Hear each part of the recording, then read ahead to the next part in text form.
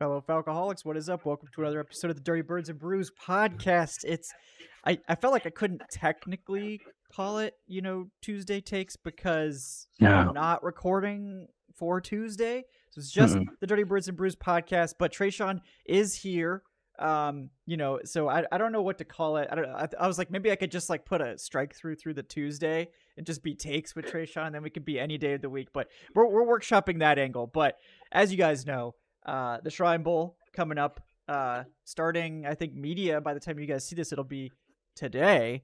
But for the practices, it'll be over the weekend, and then Senior Bowl kicks off starting Tuesday of next week. So a lot of draft stuff going to happen really fast, and obviously really excited. Tre'Shon's going to be at the Shrine Bowl. We will both be at the Senior Bowl, bringing you guys all the content. So excited to get to that. But before we dive headfirst into the practices, we got to talk about the players, the targets in the 2025 NFL Draft for the Falcons. It's an exciting time. We get to this is kind of the first transition fully into off-season draft season, and it's very exciting. Tre'Shon, how are you doing today? How excited are you to finally dive headfirst into the 2025 NFL Draft?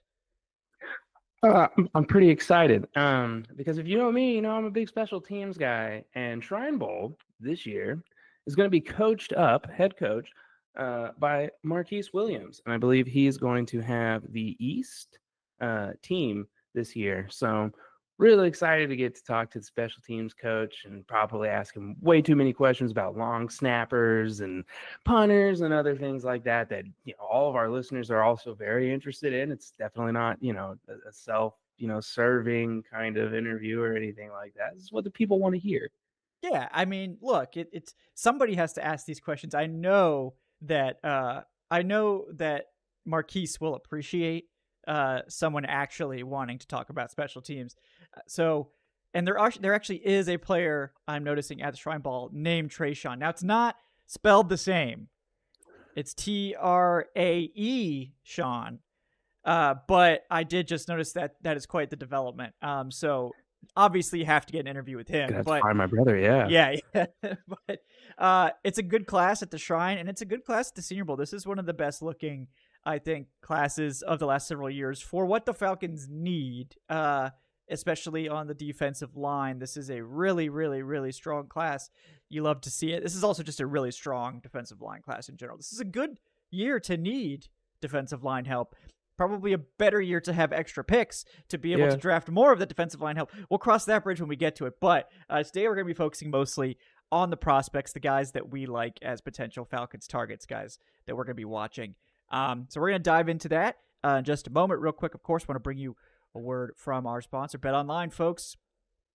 The CFP is over, so no more college football, but BetOnline continues to be the world's most trusted betting platform and your number one source for online betting in 2025. Whether you're a seasoned fan, first-time bettor, BetOnline's your ultimate game day companion with the largest selection of odds on everything from football, NBA, college basketball, NHL, UFC. BetOnline is the number one sports betting source for the new year. We got conference championship weekend coming up, then the Super Bowl after that, and then unfortunately that will be the end of football for a while. But I don't know if BetOnline's doing draft props this year, but I love me some draft props. That's some good stuff. So I'm gonna have to put in a word for the draft props. But BetOnline's pretty much got everything: touchdowns, 3-pointers, hat tricks. BetOnline's got you covered on every game, every play, and every win. Just make sure when you sign up to use our promo code BELIEVE, that's BLEAV, to get access to the latest promotions. BetOnline, the game starts here. And now we'll take a quick break because it's time, once again, for my underdog fantasy picks. We're going to try to do better than 1 of 3 this week. So here we go. Hey guys, NFL Championship weekend is here. Got 3 more picks for you with Underdog Fantasy. Thanks again to Underdog for sponsoring today's episode. We are going to be mixing it up. Last week did a little bit more of like, let's go one game, that didn't work out super well. So we're gonna mix it up a little bit, go with some different players here, different options. But as always, I like the higher numbers, right? So I like the big numbers. Who doesn't like big numbers? So that's the route I always like to go.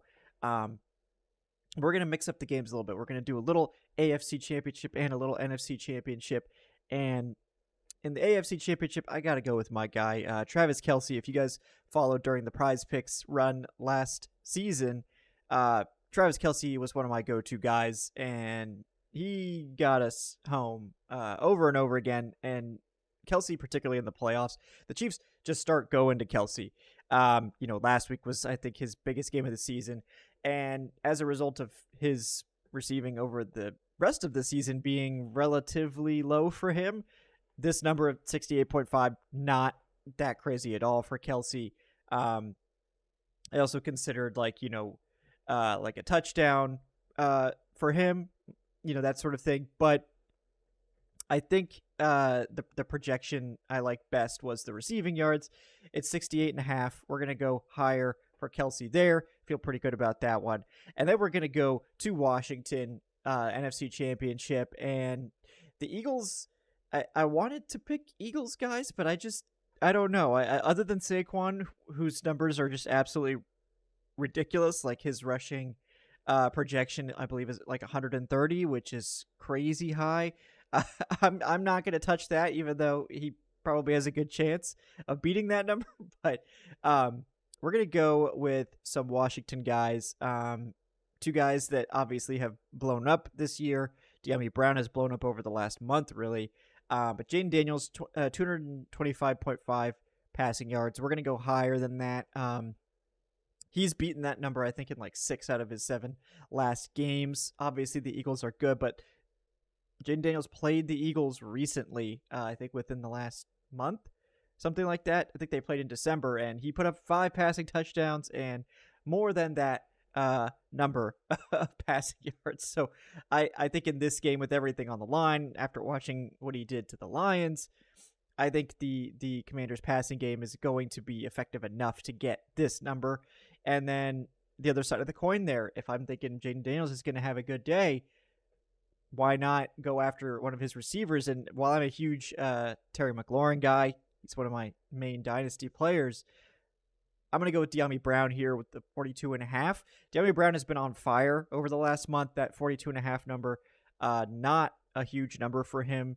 And I like De'Ami Brown a lot because I think Terry McLaurin is the guy that's going to get all the attention in the passing game.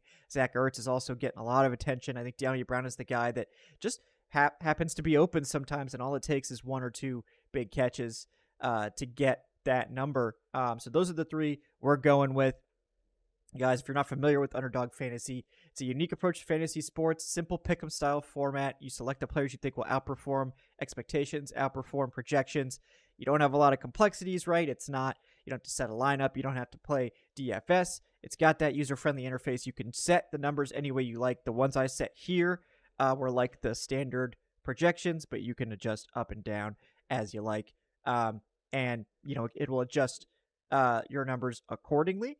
But yeah, it's very easy to play. A lot of fun. If you want to play with us, join in on this week's picks. Make sure when you sign up to use my code BIRDS, it's BIRDS, like Dirty Birds and Brews podcasts, for up to 100.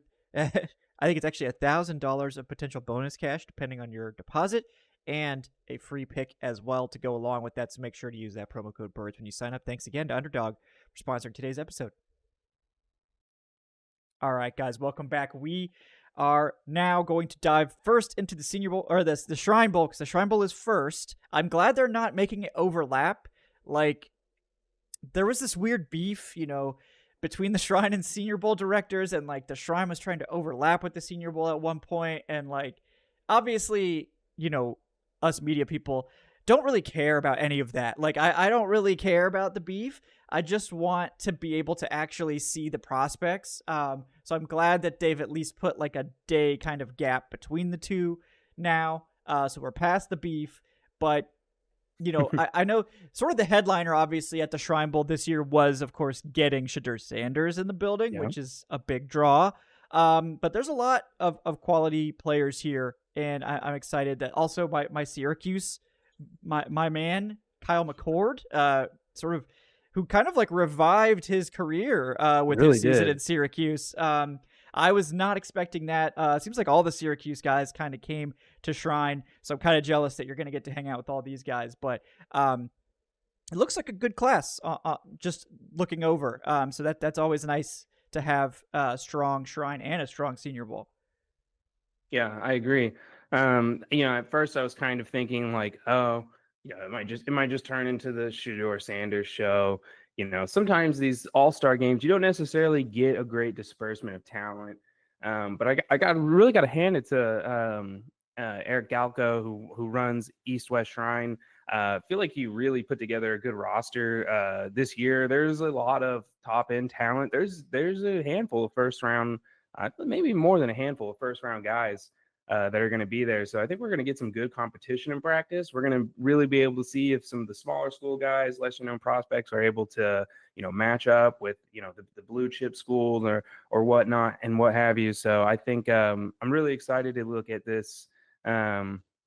Week of practice, and I'm kind of excited for the DB group. I think we've got some, like you said earlier, some really good interior defensive line, and we need a linebacker really bad. And I don't think that there's a day one guy here, but there's a couple of day two guys, day three range guys that maybe the team looks at, maybe they consider. So there's going to be a lot of good prospects here. Yeah, I know. We could start with the front seven because I think that is the biggest point of emphasis. I think the Falcons would love to add a high end slot corner and another safety, but like it's just not the biggest priority, I think, for them. I mean, maybe slot corner is, but yeah. So yeah, I'm curious who are some of the top interior guys. I mean, I know looking at it, I already sent JJ Pegways to to the Falcons in my first mock draft. So obviously I like some of these guys just from an early glance, but man, I just saw they got Kenneth Grant there too. That's a steal. Grant is steal, man. That's gonna be one where I'm like, I don't even know if he like. That's a guy. Is where he gonna people show are like, up? You could go before 15. Well, yeah, he could. But Kenneth Grant, I think that's a good one to start off with. This is like a legit first round talent. This is a guy a lot of people are excited to see. Just a game wrecker. Somebody that the Falcons need, somebody that can play the run, somebody that can rush the passer. I wouldn't consider him a big project.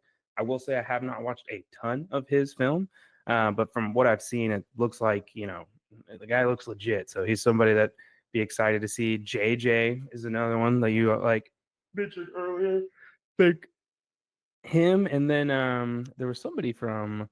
I'm interested to see Sean Martin from West Virginia as well. I'm a Big 12 guy, so he's a name that I'm kind of familiar with. I think he's somebody that's maybe a little bit not undersized. He's a big guy. I just don't know if he's figured out what he is transitioning to the league. Is he going to be a nose tackle? Can he play 3 tech? This is like a 6'5". He's just barely sub 300. He's like 295, which like maybe he's a little lighter than that. So maybe he's a tweener. He's just one of those guys where I'm like, I could see the Falcons seeing those measurables and having kind of Zach Harrison like visions and being like, well, hold on now. What could we do with this guy? Or like Rook, where it's like, we could maybe move this player up and down the line here. And I don't know if he's somebody that is, I don't really have a good judge on his range right now. He's not a highly productive player, but 3.5 sacks as an interior defensive lineman is pretty productive by college standards. So how he got those sacks and everything like that, I need to do more work on, but he's somebody I'm excited to see match up against some of these offensive linemen that'll be there. Yeah, no doubt about it. I mean, in terms of like draft, just what seems to be like the consensus, Kenneth Grant, I think, is the number 2 interior defender on PFF's big board, which is run by, I didn't used to like PFF's draft stuff, but got to shout out Trevor Sikkema. He's kind of completely revamped their coverage. So now it does use the grades. Like I like the grades as like a data point. And it's, the way they present it, shout out to Trevor Sikkema. They do a really good job of presenting it and the stats in an easily digestible format. Can't wait to see the write-ups too. It's always nice to get a little taste of these guys before you pop on all the film. But, Kenneth Grant, 19 right now on the PFF big board, which is, I think pretty fair. And if Yeah. they're looking for that, I don't want to put Grant on the Vita Vea level, but he's that kind of mold, right? Like Yeah. big, athletic nose tackle that can be a true force in the middle. He's got close to a 10% pass rush win rate at 339, which is nuts. By the way, it doesn't like if you're looking at edge rushers, obviously that's not what you want. Nose tackles, that is absolute elite level production. 23 hurries as well. And 5 batted passes. You love to see that. That man puts his hands up. So, this is a guy that I think is probably an under the radar option for the Falcons because they do really need a nose tackle. And, we don't know exactly what they're going to do schematically, but I think, we talked about it obviously on Tuesday Takes, which is available. We talked about the Ulbrich hire, that the Falcons are probably not going to change the overall scheme significantly because Ulbrich is a very flexible DC. He's probably going to do what Raheem Morris kind of envisions for the defense, which might be a little bit different than what Lake envisioned. I don't know, but we'll see. Yeah.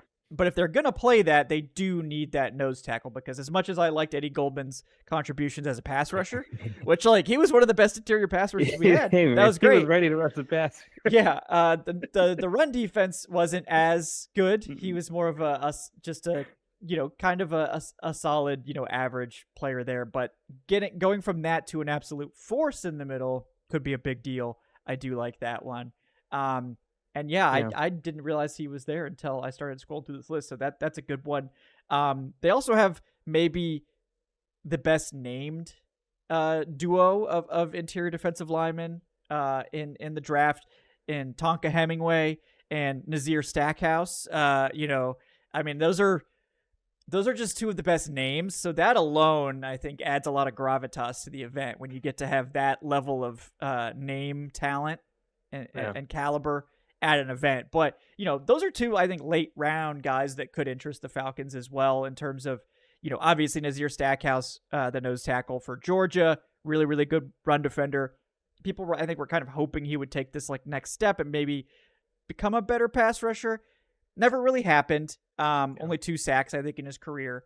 Not really much of a pass rusher. But if you're looking for a nose tackle to stop the run, he's a good one, and you can get him in the 7th round more than likely. So that if the Falcons aren't able to get that early, this could be sort of like a Zion Logue style selection.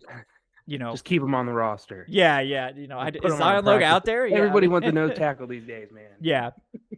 And Tonka Hemingway is kind of different. He's a little bit more undersized pass rusher, but great name. Haven't watched the film, but did have 5 sacks and over a 10% pass rush win rate. So, he's also in that 220-ish range on the PFF big board. So another late round guy that could be very interesting for this Falcons team looking for contributors. But anyone else notable from that list you want to touch on, or should we move on maybe to the edge group here?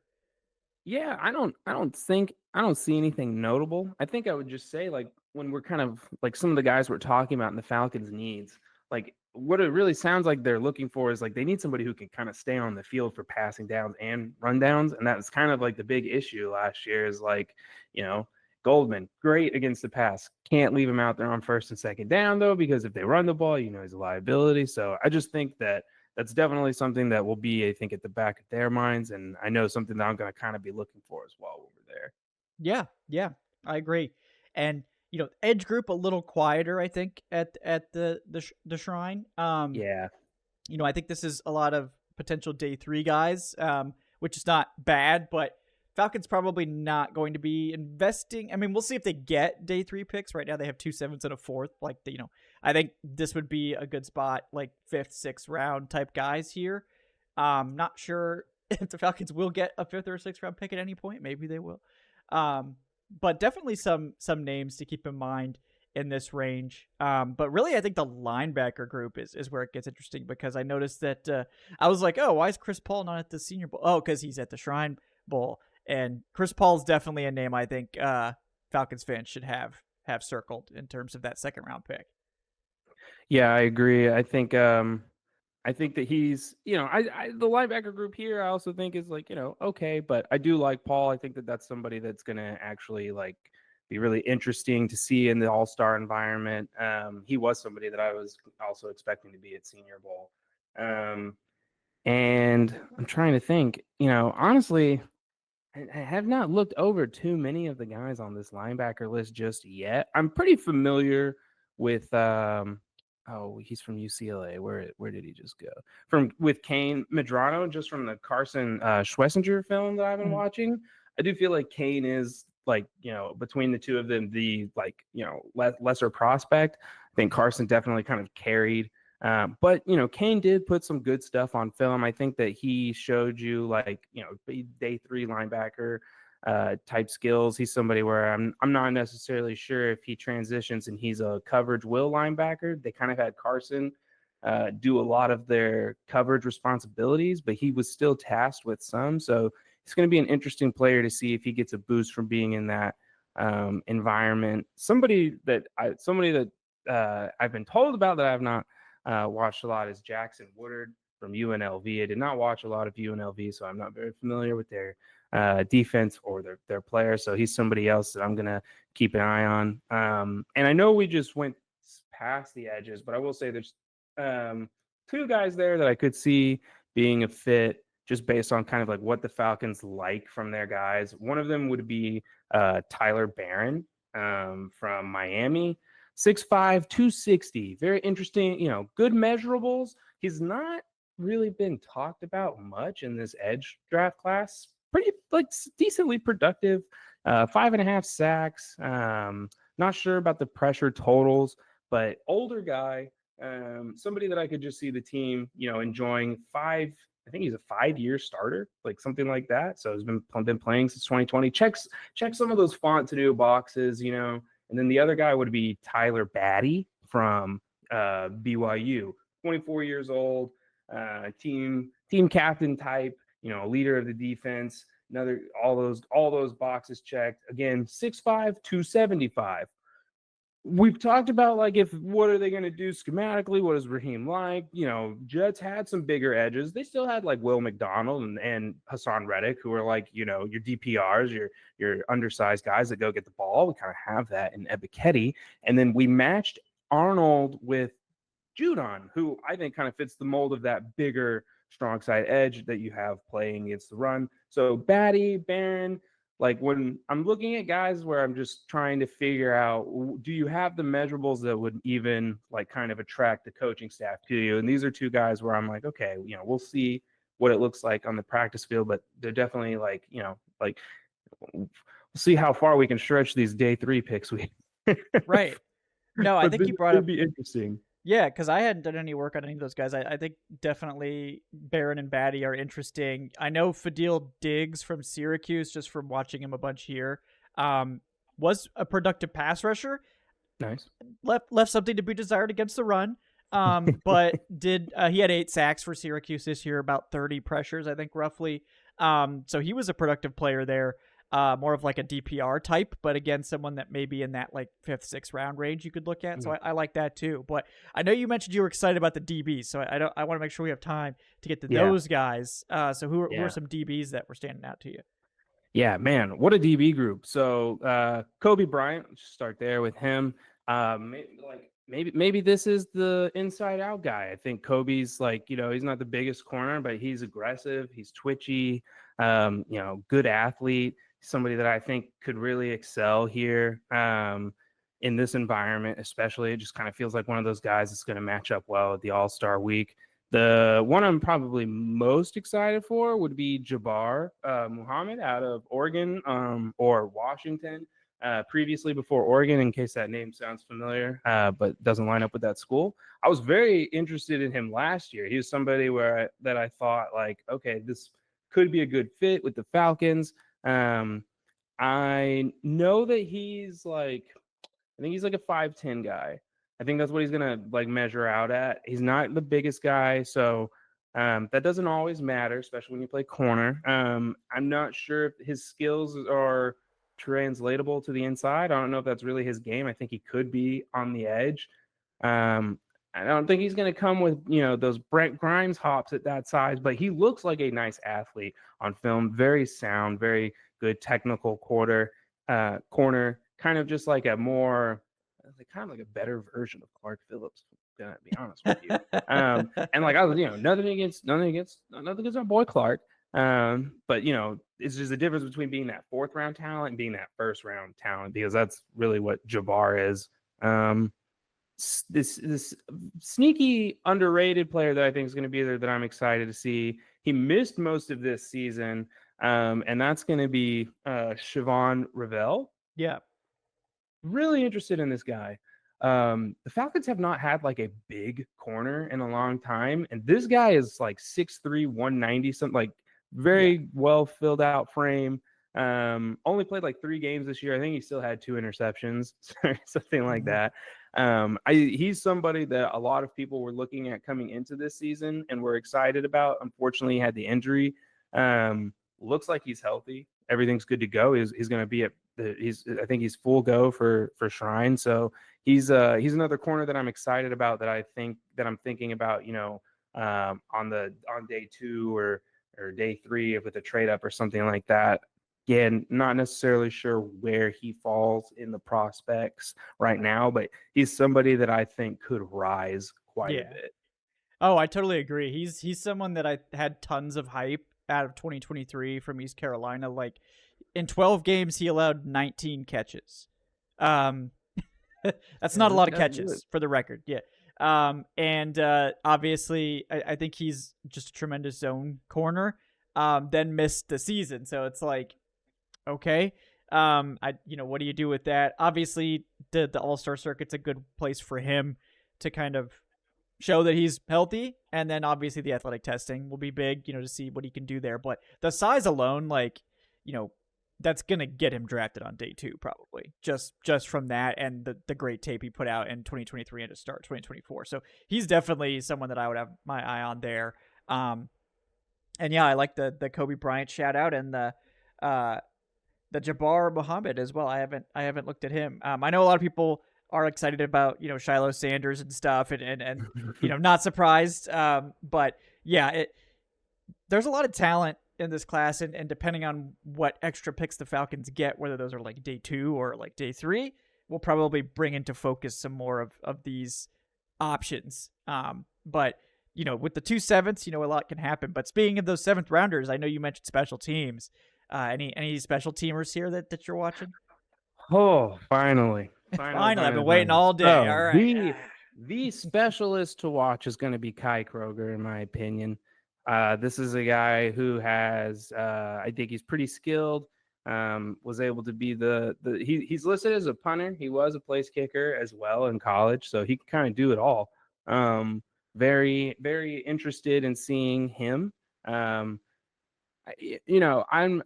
curious to see if he's trying to commit to like just wanting to be a punter, if that's the route he's going, since that's what he's listed. If he's going to kick it all, I think he has the ability to do both, but he's definitely a better punter than he is. I know we have Pinion, so we're fine there. But if he does want to kick, I'd be very interested to kind of see if teams are willing to explore that. And then long snapper factory, Colorado School of the Mines is going to be represented by Josh Wojciech. Forgive me if I didn't pronounce that right, but that's spelled Wojciechowicz. So gave him a best shot. Guy's a stud. What can you say? Got everything you want from your long snapper. Accuracy. Boom. Got it. He's consistent as they come. Great target location. No bad snaps. Liam McCollum is going to be a free agent as of right now. We'll see if they bring him back. It's always fun to kind of see these guys and what they bring to the table and what they can do. In terms of kickers, I don't really, I'm interested to see Ben Sauls. I don't really know about Andres in Miami. But I do like to see guys that come from cold outdoor schools up north. I think that's usually something, just kind of knowing that they're used to those environments and comfortable in them is kind of a plus when you're looking at these kickers, because kicks matter the most in the coldest time of the year. So you got to make sure that you have somebody who's used to that. But Yeah. yeah, some decent talent. Yeah, no, I'm excited about it. And, in the effort of keeping the show under like 2 hours, we're probably going to focus mostly on the defense because I don't really think they're going to draft more than like an offensive player, and probably like late. Just like if they don't get any extra picks, if they get more picks, then absolutely. And we will talk about these prospects obviously during the event, but it's like they need to draft defense. It's like we put it off for 3 straight drafts, kind of just not really doing it. They kind of have to. Jimmy now. Horn Jr. is I here, mean, Kevin. you're not wrong. Do you want to talk? Do you want to talk about Jimmy Horn Jr. for a minute? I mean, oh man, no. I'm with you. I think that they're gonna hold off on offense. At least until maybe the special teams pick is one of these fast receivers in the 7th, so they can get some juice in the return game. Like that's probably like if you see them draft somebody on offense, that's probably what it's gonna be for because they need the juice. Yeah. I had LeJontay Wester from Colorado in the 7th, and he's their punt returner. I know people like Will Shepard from Colorado as well. We got all the Colorado receivers here, so yeah, that's what happens when you get Shadura. Yeah, but we'll definitely spend some time talking about these offensive players, obviously during the week of the events, just because we're gonna be seeing guys that are impressing while watching the DBs and stuff too. But there's a lot of prospects. Moving on to the Senior Bowl again. I think we mentioned at the top, but really deep class on both sides of the ball, and particularly on defense, it's really good, and just pretty much everyone that you want to. I mean, Abdul Carter is not there, but other than that, pretty much everyone I think you want to see. From an edge rusher perspective, I think James Pierce maybe isn't there, but other than that, you're going to get to see Mike Green, who is just, I think, he is like the most interesting man in the world, it seems like right now. Like everyone's obsessed with Mike Green, obviously led, I think, college football in sacks with 17. Just absolutely straight up dominated. And look, people will look and see like, oh, he played at Marshall, so he played a cupcake schedule. He had a good game against Ohio State. Yeah. So like, that's a big deal. So he's really interesting. There's a lot of great edge talent here. Anyone in particular you want to touch on for the Falcons? It could go in a lot of different directions with this group. I don't. It's kind of one of those things where it's like you can't really go wrong right now. I think Mike Green is probably one of the more interesting prospects. I'm still like, it feels like he's maybe there at 15 right now. This is kind of when like the cycle really kicks in for drive though, and you start figuring out where guys fall, where they don't. I'm gonna go with somebody who I think could maybe be a late riser, but possibly be there at the 2nd. And that's Landon Jackson. He is very interesting prospect. He's another measurables guy out of Arkansas. I think he's like almost 6'9". I think he's like 6'7", 6'8", something ridiculous like that. Yeah, he's close to 6'8", I think. Yeah. 280 something, but the kid has legitimate pass rush skills. He's a little raw, but I do think that like with the transition to the league, he'll probably be in a better spot. Arkansas, like when you're in college and you have a guy that's big, like college defenses love to just play you 1 through 5, like move you around, do all that kind of stuff. I think when he gets like a little bit more stringent program, get somebody that's going to kind of help dial in what they want to ask from him, that he's going to be a fun player. I do think that he could play on the edge. I think he could play, a little bit inside too, be that 5-tech, be a 4-eye or something like that. I have a lot of interest just thinking about those 5-man fronts that we had, those penny fronts. I do think we're going to see 5-man fronts stay. That was the Jets utilized 5-man fronts. Everybody utilizes them now pretty much. But he's a guy that I'm pretty interested in, that I think outside of like the big names could be a legitimate pick, because I do think this is the year that we might actually see the Falcons draft not one, but 2 edges. Whoa. Last year, we didn't Whoa. draft 3 interior Yes. defensive linemen, so maybe we draft 2 edges this year. It's technically possible. And this is a great class to do it. But I mean, you mentioned it. Like, I mean, I feel like we could do a whole show just about the D-line guys here. But, Yeah. Nick Scourton are arguably, one of the top edge prospects as well. I know there's a lot of fans of Shamar Stewart out there, also from Texas A&M. The other Shamar from Texas A&M, Shamar Turner, who's an interior guy, is also going to be there. But Donovan Ezriaku, don't know how to say that, but if someone else knows, please let me know. From BC, another BC guy. He's going to be there. Yeah, I mean, it's a tremendous class. You mentioned Landon Jackson, Princey Umanmielen from Ole Miss. Obviously has a lot of fans too. I think he is the current reigning champion in terms of pass rush win rate, up at 22.8, I think, or something like that. So, pretty crazy numbers there.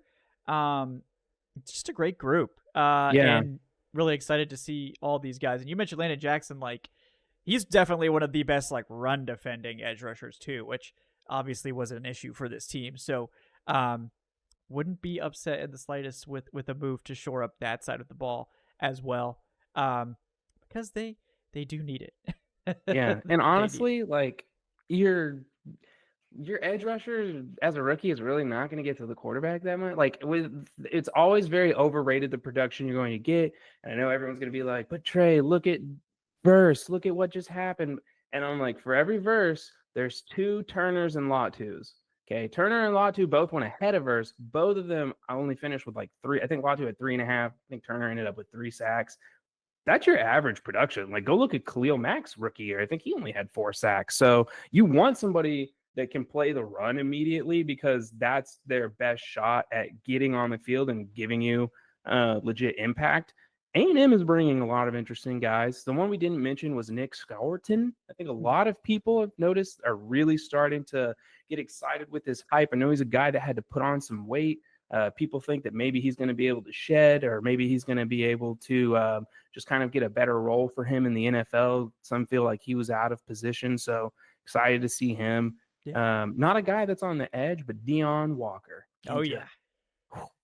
Guys, I've seen him going in your second round mocks. Cut that nonsense out right now. I'm just telling you, that is not going to happen. That is a round 1 prospect. It looks super cool getting him at pick 48, 44, whatever we are.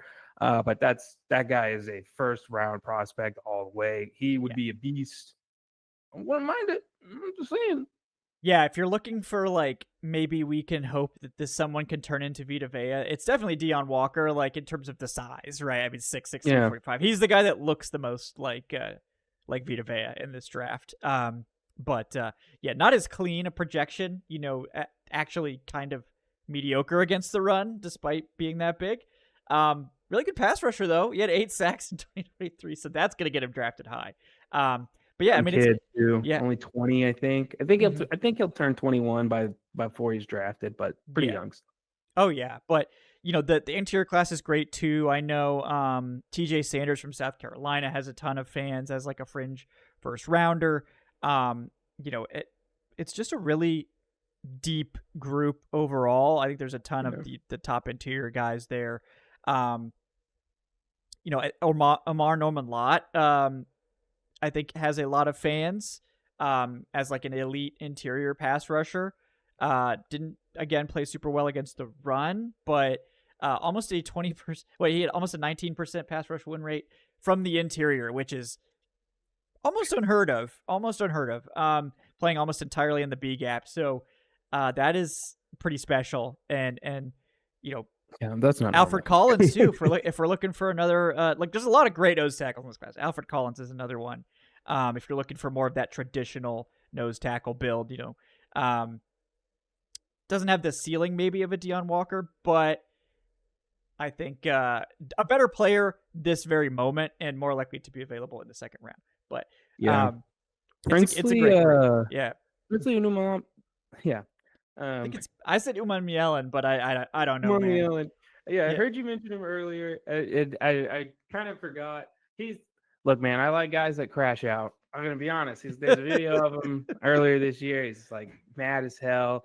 I like that. We need like one crash out on the defense. So definitely gonna be interested to see how he performs in practice. Is he gonna come with an edge? Is he gonna be a guy that gets under people's skin? Because like, man, we need a bully so bad. And Mike Green kind of looks like he's one of those guys. There's a couple of these guys that look like they could be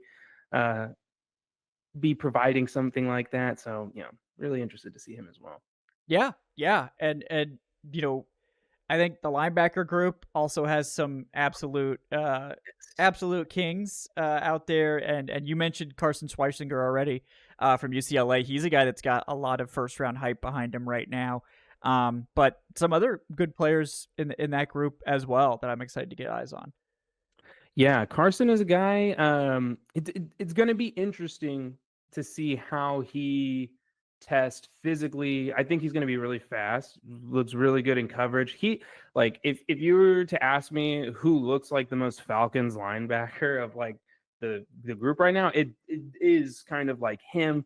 Quick, very like lateral mover. He's much more has much more natural instincts. Probably better like coverage drops than anyone on the team. Troy Anderson's probably faster, but like he's not as smooth at playing the position as Carson is. I think there are some holes in his game. Not the strongest guy. He's only like 225. Whereas I think like you look at Jihad Campbell and he's got about 20 pounds on him. Jihad's a freak. Like, let's be clear. Guy's a freak. So not trying to compare everybody to him, but he does offer something that I think would be interesting. I'm going to plug my Oklahoma State boys now.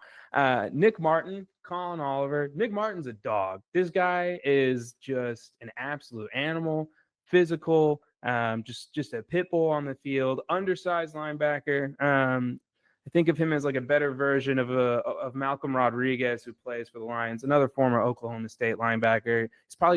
Nick's probably going to test a little better than people think. He's probably going to be a little bit more physical than people expect.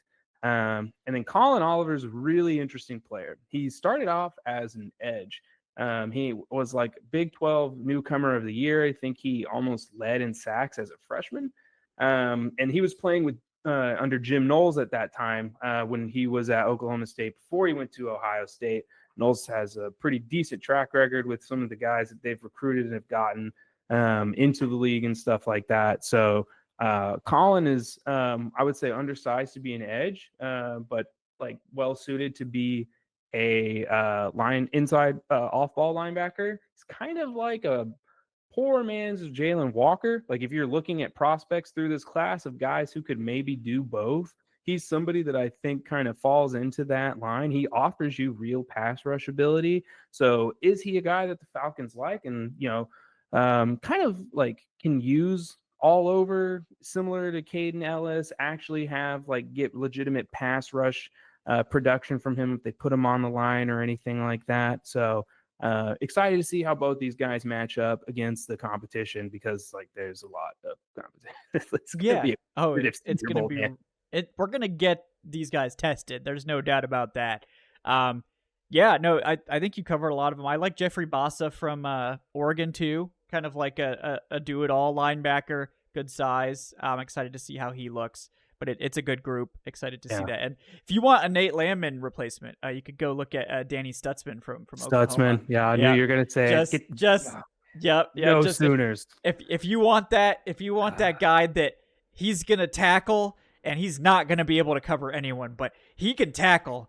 That man can tackle. He's a big boy. He's like 6. He's a big boy. But but I don't really think that's what they're going to go for personally. But if you're looking for that he is that for sure. Let's get to these. James. I'll just say one more name more guy that's interesting on one of those lighter linebackers flying around. Yeah, I feel like with Jeff Ulbrich and the Dan Quinn vibes kind of coming back in the building, like a small fast linebacker is inevitable. So I think that's a good plug for sure. Let's get to these DBs, because this is a great DB class too. They got two of my UCF boys here, so I love that. I do want to give a special shout out to Azaria Thomas from Florida State, Niceville alumni, my high school.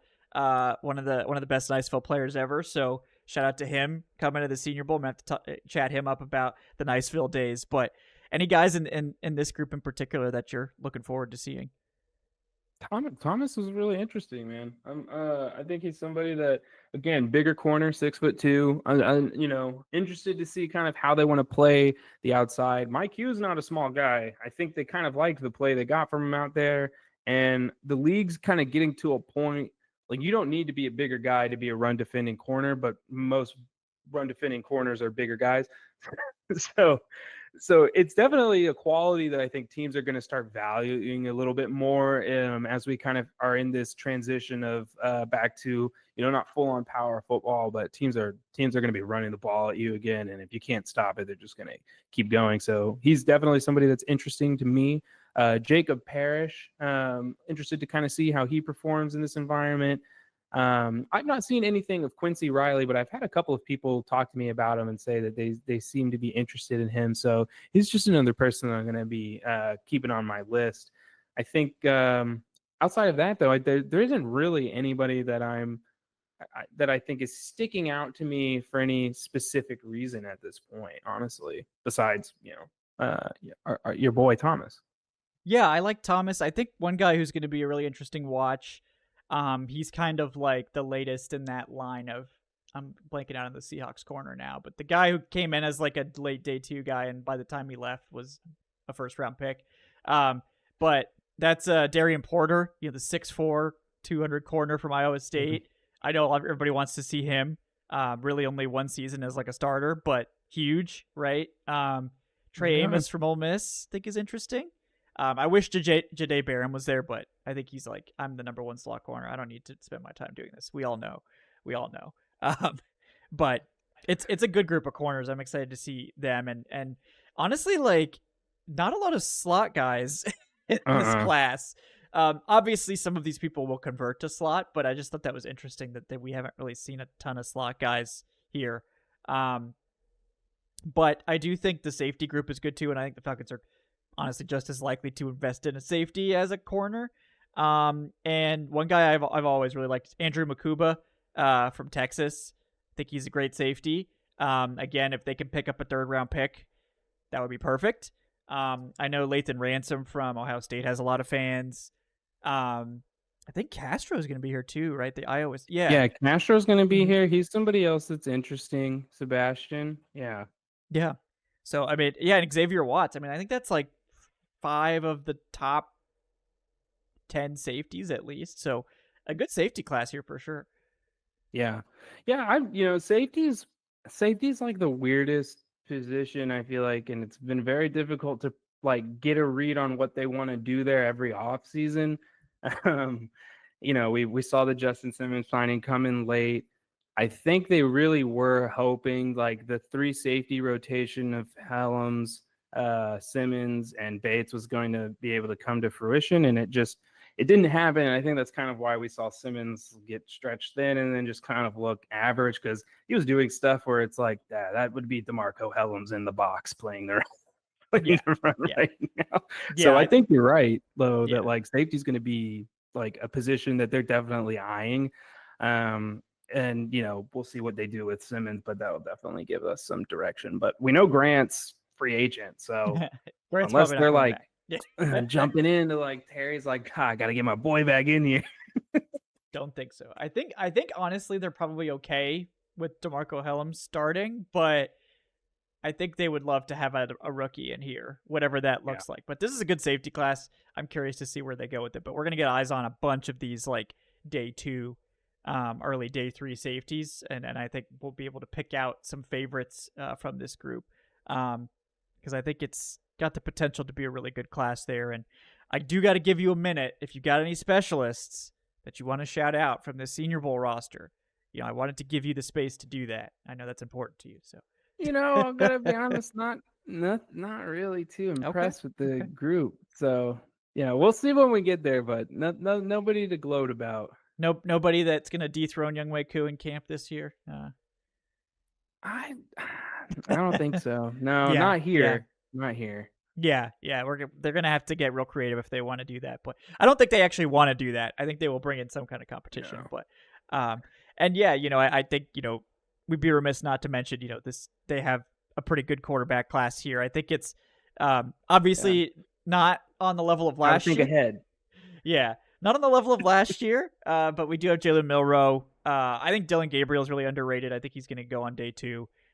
Jackson Dart is just an interesting. Dart's like so, yeah. He's one of those guys that you never know. And then Will Howard obviously did himself a lot of favors in the CFP championship. Will Howard made himself some money, man. Yeah.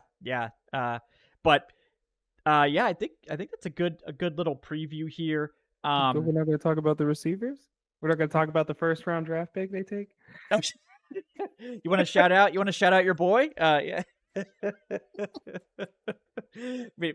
I'm wondering if we just don't talk about receiver, if we don't acknowledge it as a position that exists, maybe they'll forget that they don't have to draft one in the first round this year. It is a really good receiver class. It's an awesome receiver class. I mean, they got multiple first round names here. I know Xavier Restrepo has a ton of fans. Savion Williams, another guy that a lot of people like. Yep. Alec Yamanor from Stanford has a lot of fans. Jalen Royals. Savion Williams, I think, is really interesting. Unfortunately, I think he's going to be too good to like I think if the Falcons picked up a 3rd round pick, they would love to draft Savion Williams there. I don't think he's going to make it that far. You're probably right. Yeah. That would be cool, though. That would be really cool. Really if you're looking for that punt return, get it's basically like, I think Savion Williams is what people like hoped like Rondale Moore would become, except he's like 40 pounds heavier and like 6 inches taller. Like, oh, he's this great gadget player who's got great run after catch and he's really fast, and also he's big too. So that's probably why you hear all these words and the 3rd round doesn't seem to make sense anymore when you hear these things all put together. So yeah. The good thing about these receivers, we're not trying to scare you guys. Hey, you never know. But the good thing about these receivers is that all those corners we just talked about, they're all going to have legitimate competition. And that's what you need. That's what you need to see. So these guys are going to be competing against good wide receivers, and you can feel well about what you're seeing in the All-Star week. Yeah, it's going to be some great battles out there. It's going to be tremendous content, and I think we'll learn a lot about all these prospects. I think it's we didn't mention the offensive line on this show, but it is a good group there, and they're going to get tested. I don't think they have the advantage. A lot of years we'll see that this offensive line group has the advantage. Like last year, I think was a year like that, but this year there's a couple guys like I think Ariante Ursary obviously is going to be okay. Same thing with like Emory Jones from LSU, a couple of these guys, but these guys are going to get tested. So we're going to find out who can hang of this offensive line group for sure. But yeah, Tre'Shon, anything else you want to touch on before we wrap up this preview? No.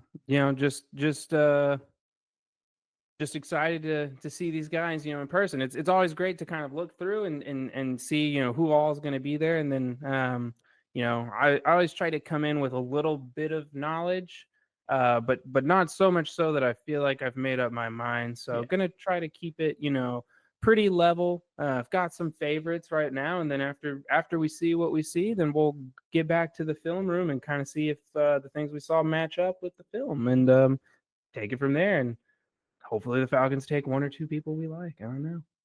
That would be nice. They've generally done a pretty good job of drafting the All-Star game guys, particularly Senior Bowl guys. So it's very likely they will draft at least one. So we're probably going to have eyes on at least one Falcons prospect out of here. But yeah, guys, thanks so much for joining us here on the Dirty Birds and Brews podcast. I'm Kevin Knight. He's Tre'Shon Diaz at Trey3Shon. I'm at Falcoholic Kevin.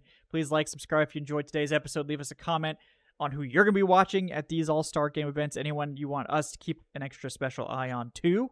We'll be back with lots and lots next week at the Senior Bowl. I'll be getting down to Mobile on Monday, and then the practices start Tuesday. So we'll have shows for you probably every day from Senior Bowl. We may have something kind of over the weekend recapping, or on Monday maybe recapping like Shrine Bowl stuff too. So we will stay in touch with you guys, get you all the hot and fresh draft takes coming right out of these events. We appreciate everyone hanging out with us as we get into the off season. Thanks again to BetOnline and to Underdog Fantasy for sponsoring today's show. We will see you guys next time on Dirty Birds and Brews podcast. Have a great one.